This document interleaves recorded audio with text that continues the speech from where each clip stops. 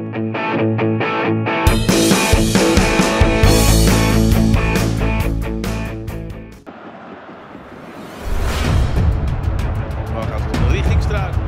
baru-baru ini memberikan penjelasan resmi terkait sanksi yang dijatuhkan kepada dua personel timnas Indonesia, yaitu manajer Sumarji dan asisten pelatih Kim Jong-jin.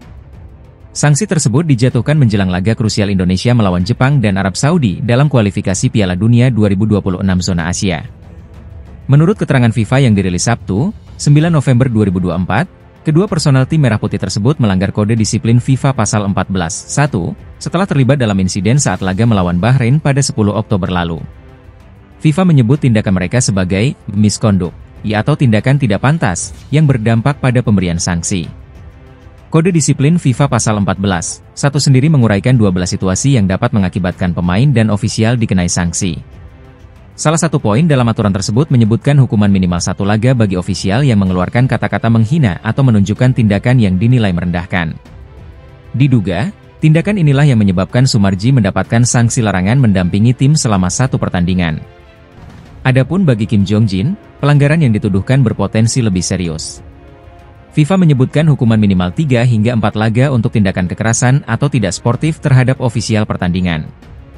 Beberapa poin dalam aturan FIFA juga menguraikan hukuman lebih berat, termasuk untuk tindakan menyerang atau memprovokasi, yang dapat mencapai larangan mendampingi tim dalam jangka waktu tertentu. Total, kedua personel timnas Indonesia tersebut dikenai denda total sebesar 179.000 franc Swiss atau sekitar 358 juta rupiah. Kendati demikian, PSSI masih memiliki kesempatan untuk mengajukan banding atas sanksi tersebut kepada Komite Disiplin FIFA. Meskipun menghadapi tantangan ini, timnas Indonesia tetap akan bersiap penuh menghadapi laga besar melawan Jepang pada 15 November dan Arab Saudi pada 19 November di Stadion Utama Gelora Bung Karno, Jakarta. Dukungan seluruh masyarakat diharapkan dapat menjadi motivasi bagi skuad Garuda dalam menghadapi dua tim kuat Asia ini. Jepang kembali kehilangan pemain andalannya menjelang laga kualifikasi Piala Dunia 2026 melawan timnas Indonesia di Jakarta. Sebelumnya Jepang kehilangan striker Ayase Ueda yang mengalami cedera. Kini giliran Shogo Taniguchi yang disebut media-media Jepang mengalami cedera tendon Achilles. Dilansir dari Nikkei Sports, Taniguchi cedera dalam laga terakhir Sint-Truiden di Liga Belgia. Ia cedera saat Sint-Truiden melawan klub Sandy Walsh, KV Mechelen. Kepastian cederanya Taniguchi disampaikan langsung pelatih Sint-Truiden setelah pertandingan. Disebutkan pemain 33 tahun ini mengalami cedera cukup parah. Secara khusus saya dedikasikan kemenangan ini untuk Shogo Taniguchi yang mengalami cedera serius. Diagnosis awal tampaknya adalah tendon Achilles yang pecah, kata Felice Mazzu. Dalam 4 laga terakhir Jepang dalam kualifikasi Piala Dunia 2026, Taniguchi selalu jadi pilihan utama Hajime Moriyasu. Posisinya tak tergantikan.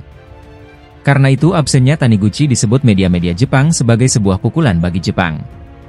Namun, masih ada bek-bek tangguh samurai biru lainnya yang siap menggantikan. Pertandingan antara timnas Indonesia kontra Jepang akan berlangsung di Stadion Utama Gelora Bung Karno, Jumat 15 November. Dalam laga ini Jepang diunggulkan. Jepang saat ini memimpin klasemen grup C babak ketiga kualifikasi Piala Dunia 2026 dengan koleksi 10 poin. Sedangkan timnas Indonesia ada di peringkat kelima dengan catatan 3 poin dari 4 laga. Laga seru antara timnas Indonesia dan Jepang pada 15 November 2024 di Stadion Utama Gelora Bung Karno, Jakarta, akan menjadi lebih meriah dengan dukungan ribuan supporter Korea Selatan. Pelatih timnas Indonesia, Shin Tae-yong, mengungkapkan rasa terima kasihnya atas dukungan luar biasa ini, yang datang dari komunitas Korea Selatan di Indonesia, meskipun mereka bukan pendukung timnas Korea Selatan. Menurut laporan Yonhap News, sekitar 1.500 warga Korea Selatan dipastikan akan hadir di SUGBK untuk menyemangati timnas Indonesia. Dukungan ini digagas oleh pengusaha Korea Selatan, Song Chang-geun, pemimpin perusahaan sepatu besar di Indonesia, yang menyediakan 1.500 tiket gratis untuk warga Korea di Indonesia. Tiket-tiket tersebut akan didistribusikan kepada warga Korea Selatan, termasuk siswa sekolah Korea dan karyawan perusahaan Korea di Indonesia. Tiket ini akan didistribusikan kepada warga Korea, siswa di sekolah Korea, dan karyawan bisnis Korea, dan tim Sora gabungan akan dibentuk, ditulis laporan Yonhap. Sementara itu, timnas Jepang juga akan mendapatkan dukungan besar dari ribuan pendukung mereka. Diperkirakan 3.000 supporter Jepang akan hadir di SUGBK untuk mendukung tim Samurai Biru. Kehadiran supporter dari kedua negara ini diyakini akan menambah atmosfer pertandingan semakin semarak dan penuh semangat. Dukungan warga Korea Selatan untuk timnas Indonesia mencerminkan solidaritas antara kedua negara. Shin Tae-yong, pelatih asal Korea Selatan, mengapresiasi penuh antusiasme ini, yang diharapkan akan menjadi motivasi tambahan bagi skuad Merah Putih. Song Chang-geun juga menyatakan bahwa dukungan ini dapat mempererat hubungan antara Indonesia dan Korea Selatan, mengingat sejarah serupa yang pernah dialami kedua negara. Pelatih timnas Jepang, Hajime Moriyasu, memberikan pandangannya terkait komposisi timnas Indonesia jelang laga lanjutan kualifikasi Piala Dunia 2026. Menurutnya, kehadiran pemain naturalisasi membawa perubahan besar bagi kekuatan Indonesia. Hal ini disampaikan Moriyasu dalam konferensi pers jelang laga yang akan mempertemukan Jepang dengan Indonesia di Stadion Utama Gelora Bung Karno pada 15 November 2024. Dalam konferensi pers tersebut, Hajime Moriyasu menyebut bahwa tim Indonesia kini berbeda dari sebelumnya, terutama dengan bergabungnya pemain-pemain naturalisasi yang mayoritas berkarier di klub-klub Eropa. Menurutnya, dukungan dari pemain-pemain ini menjadikan timnas Indonesia sebagai lawan yang lebih tangguh dan kompetitif di kualifikasi kali ini. Indonesia adalah negara dengan budaya sepak bola yang antusias, dan para pemain yang dinaturalisasi berjuang untuk Indonesia. Tim ini jelas berbeda dari masa lalu, kata Moriyasu, seperti dilaporkan oleh Hochi News. Kehadiran pemain-pemain naturalisasi ini menjadi bagian dari strategi pelatih Shin Tae-yong untuk memperkuat skuad Garuda dalam menghadapi tim-tim tangguh di kualifikasi. Total, Shin Tae-yong telah memanggil 14 pemain naturalisasi untuk memperkuat timnas Indonesia melawan Jepang dan Arab Saudi. Beberapa nama tersebut diantaranya adalah Martin Paes, Jai Itzes, Jordi Amat, Maes Hilgers, Justin Hubner, Kelvin Verdong, dan Shane Patinama, yang semuanya memiliki pengalaman bertanding di level internasional bersama klub Eropa. Selain itu, Hajime Moriyasu juga menyoroti tantangan yang akan dihadapi Jepang dalam laga tandang berturut-turut ini, di mana setelah menghadapi Indonesia, mereka akan melawan Cina di Xiamen pada 19 November. Ini akan menjadi dua pertandingan tandang berturut-turut di tempat yang sulit. Kami akan melakukan yang terbaik untuk memenangkan dua pertandingan berturut-turut, ujar Moriyasu.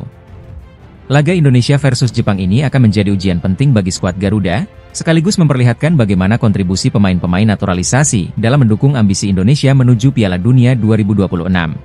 Timnas Indonesia siap menghadapi tantangan besar di laga lanjutan putaran ketiga kualifikasi Piala Dunia 2026 zona Asia.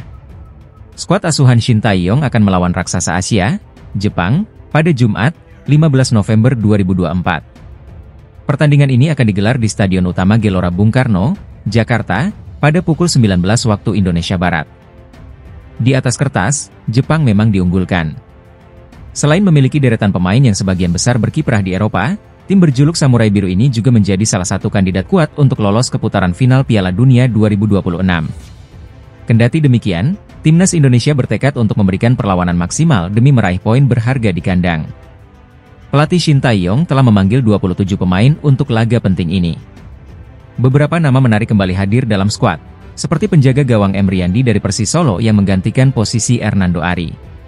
Di lini belakang, Justin Hubner yang baru pulih dari cedera, kembali dipanggil bersama pemain lainnya seperti Jai Itzes dan Maes Hilgers.